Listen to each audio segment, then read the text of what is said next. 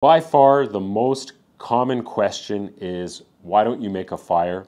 If you did make a fire, you could bring less fuel and you would need less warm clothes or a less warm sleeping bag. And I completely understand where that's coming from, but there's a whole bunch of logistical and practical reasons why, generally speaking, I don't incorporate fires into my plan. The number one reason is that fires are very challenging from a rules perspective in Banff National Park, Jasper National Park, Yoho National Park, and Kootenay National Park, which are normally the places where I'm doing my winter camping. You're supposed to camp at designated campsites. Some of those campsites you're allowed to make fires, some you're not. If you do make a fire, it's supposed to be in a designated fire ring. It's unclear if you're allowed to collect firewood. I find it easier just to avoid fires completely in the national parks unless you're in a place where there's firewood that's provided and an obvious fire ring. From a practical perspective, getting to camp and making a fire is quite a bit of work. In the winter, the fire rings are completely buried under snow. You wouldn't even know where to make a fire. Dead and down firewood is under the same snow. So it's very challenging where I am to find the firewood. So by the time I've traveled for maybe 10 hours that day on foot, I get into camp, need to prepare my campsite, set up my tent, start melting snow for water, start boiling water for cooking. Throwing in making a fire to do all of those things is an other big amount of work that I just would rather not do. It's a lot quicker and more consistent to just get out your stove, get it going, and know how long that's going to take. The environment that I'm in, which is more of an alpine or subalpine, is not ideal for making fires. Number two, why don't you use a pulk? The pulk is similar to fires from a practical perspective. In certain situations, pulks make a lot of sense. If you're doing very long expeditions on flat ground, or if the type of gear that you use is very heavy and bulky. My system is not heavy or bulky. I really have a very lightweight gear system. I do shorter trips. I'm also on skis most of the time in the winter because of the topography. So skis give me an advantage in that I can slide down hills quickly. Having a pulk on the downhill is just not good. Having a pulk when you're side sloping is not good either. That pulk is just going to slide off sideways and you're going to be fighting with the thing the whole time. They definitely have a place. They just don't really have a place in the kind of trips that I do. My pack, generally speaking, in the winter weighs less than 30 pounds with food and water. On a longer trip, it might be 35. So my last 4-day trip was around 35 with food and water, which is way below what I would consider the threshold for moving over to a pulk, which I think is somewhere around 60 or 70 pounds. This one comes up all the time. How does the X-Mid or other pyramids handle snow? The other follow-up that comes up to that is you're gonna want a real tent in the mountains one day. First of all, I am in the mountains. I'm in some pretty serious mountains. I'm not gonna say they're the most serious mountains in the world, but I'm in mountains. I'm in places where you can get some pretty heavy snow. From my experience, there isn't a huge advantage to having a double-walled freestanding tent. There are some, and then there's advantages to having a single wall pyramid style tent. Whether it's a pyramid or a freestanding tent, you're gonna need to clear snow off of it if it's accumulating quickly. Dome tents accumulate snow on the top of them, obviously not so much on the sidewalls because they're steep. The pyramids don't really accumulate that much snow. It's really easy from the inside to just bang off that snow and have it slide down the sides. But as you get more and more snow that slides around the sides, it starts to collapse the sides. So you have to get out periodically and shovel. It's the same on any tent. You have to shovel snow. There's no tent that you can just go out and leave a massive snowfall accumulate around your tent. It's gonna start to collapse. So in a big snowstorm, I don't really see a massive difference between the two in terms of the loading capability. A pyramid's not going to collapse. You have a center pole. If you have a tent that's not quite strong enough in terms of a dome tent, that can literally collapse. In terms of wind loading, if you guy out your pyramid style tent, you're going to be fine in most wind. The same thing goes for a dome tent. You have to guy it out. But overall, if I'm in a place where there's going to be a lot of wind, I'm going to do one of two things. Either build a windbreak out of snow, or pick my location really carefully. I'm not going to be camping out on exposed ridges here. The terrain is too harsh and you're asking for it at that point. You're looking for a campsite that minimizes all of the hazard. It's a real mountain environment with avalanche risk. Pick a campsite that minimizes your exposure and not picking a campsite to make it harder and to make it look like a cool YouTube video. That's not what I'm doing. Pyramids and X-Mids, they do very well. They have the advantage that they're very light. I find you get much less condensation. They can be harder to set up depending on the snow. A freestanding tent is much quicker to set up, but they're more bulky and they're a bit heavier and they tend to have less room. So it depends what's important to you. Number 4 comes in all the time.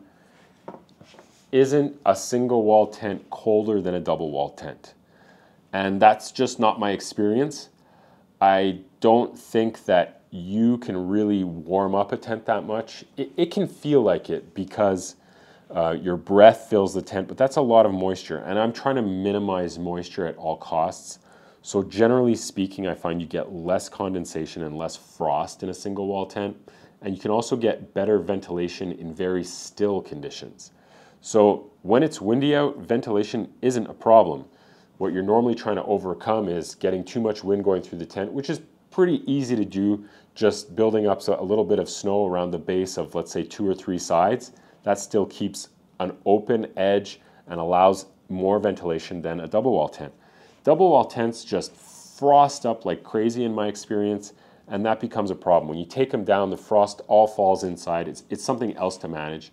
So overall, I find the 2 tents pretty much the same temperature. I don't find one's dramatically warmer than the other, and the single wall tents just have more advantages in my opinion. How do you anchor your tent? I use whatever I have at hand. I use these MSR Blizzard snow stakes. I have a video showing how I use those. Different deadman anchors, like sticks or anything like that if I need to. I'll use my shovel, I'll use my skis. So there's all kinds of ways to anchor your tents, and you can get really creative. You can use big logs if there's not much snow and the ground's frozen. You can do anything. Anchoring your tent is a question of looking at what tools you have at your disposal, whether it's things like snow stakes that you pack with you or things that you have in your gear or just what you can find out in the forest. I've never had issues from an equipment point of view. Sometimes the snow is very challenging. On the trip I just did with Justin and Marty, the snow was very bizarre. It wasn't solidifying after we packed it down. We were punching through that level of snow even the next morning.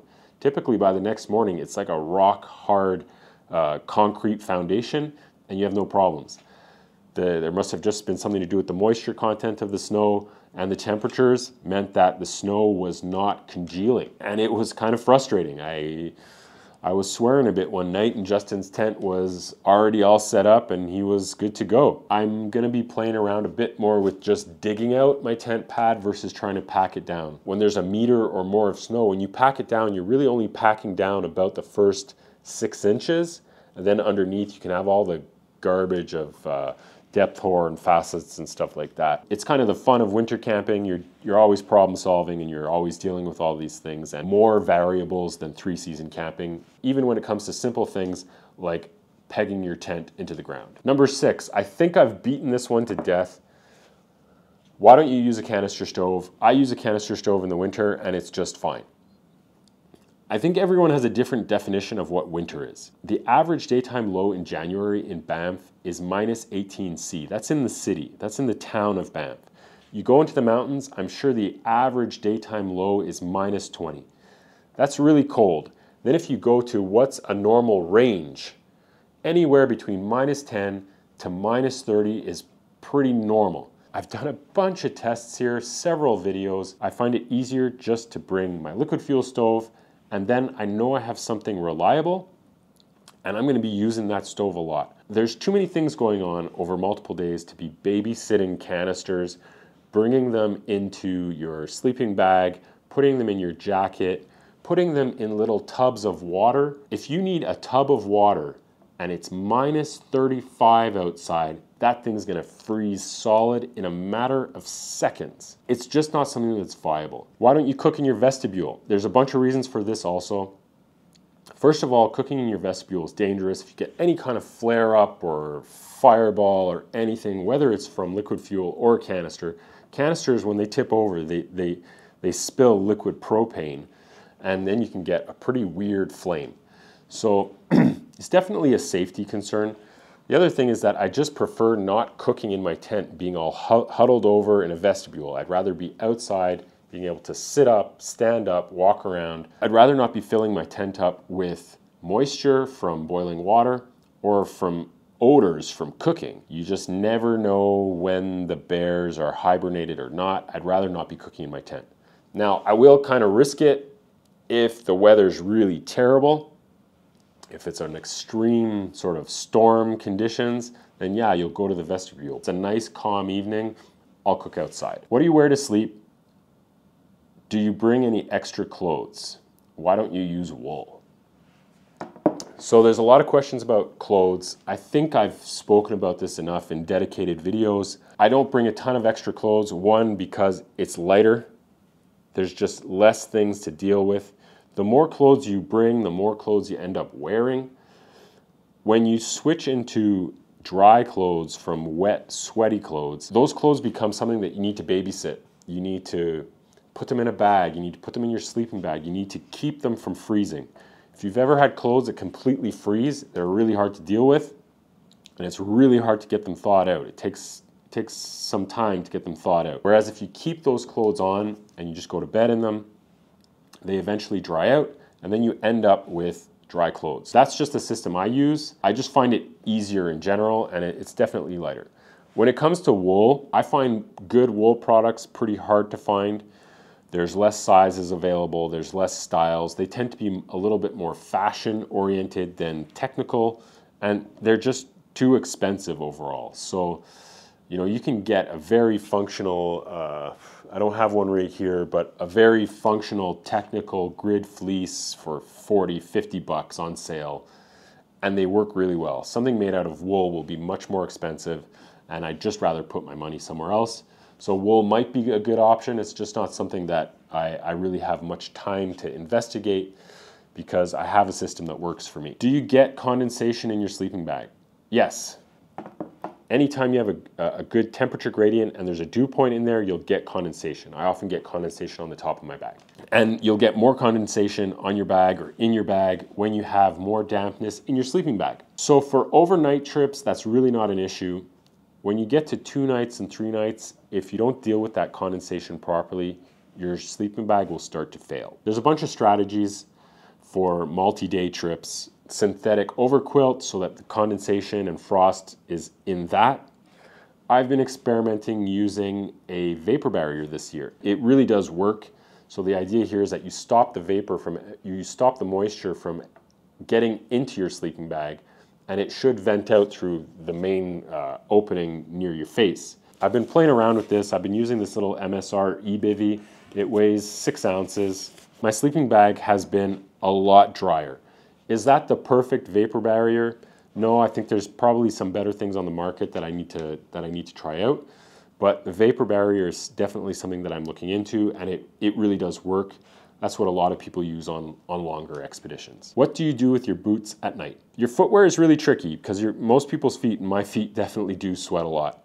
So you get a lot of moisture in your boot. These are the winter boots that I've been using this year. They're Salomon Tundra Pros. I think they're a really good boot. Once you get a bunch of moisture from sweat into the insulation, the boot will freeze at night. People do things like bring their boot into their sleeping bag so it doesn't freeze. Again, I'm not a fan of bringing a ton of stuff into my sleeping bags. I just find it really hard to sleep when you're stuffed this sleeping bag with all kinds of things. The best solution for that is using a vapor barrier for your feet, which is just some kind of simple plastic bag. Depending on the boot, I've had really good success, and other boots just fail miserably. It has something to do with the size and shape of the bag and your boot and how you walk, and what ends up happening is sometimes the bag kind of works its way down into the boot. With smaller boots like those ones, generally speaking, the vapor barrier stays in place pretty well. I've had really good success with some cross-country ski boots also. These are the ski boots that I've been using. So these are a new pair of ski boots to me. You can see they've all been punched out, so they're customized to me. Ski touring boots are winter-specific tools, and they're not cheap. but they have a liner that's essentially made of neoprene, and they shouldn't absorb much water. Now there's a face fabric that does hold on to moisture. Realistically, the liner, which is the insulation, shouldn't absorb a ton of moisture. And I haven't really been babying these or doing anything really special with them. I do put a plastic bag over my sock as a vapor barrier, but it shifts down in these all the time. I think it keeps a bit of moisture out of it. Realistically, I haven't been doing anything with them. I just take them off at night. In the morning, they haven't really been frozen, and that's because they're winter-specific product and they need to be able to handle some moisture. Ideally, I would like to have a really great vapor barrier that doesn't move or shift at all. It's hard to find. There's some on the market that are commercially made vapor barriers. I've heard some things that they don't last because the waterproof material wears off. So when it comes to my boots, I don't put them in my sleeping bag. In the morning, I wear down hut boots until I'm ready to go, and right before I'm ready to hit the trail, I get my boots on and I get moving, they warm up, and it's been fine so far. You know, when there's really great questions, I'll end up doing a segment like this. Hopefully you guys find it useful.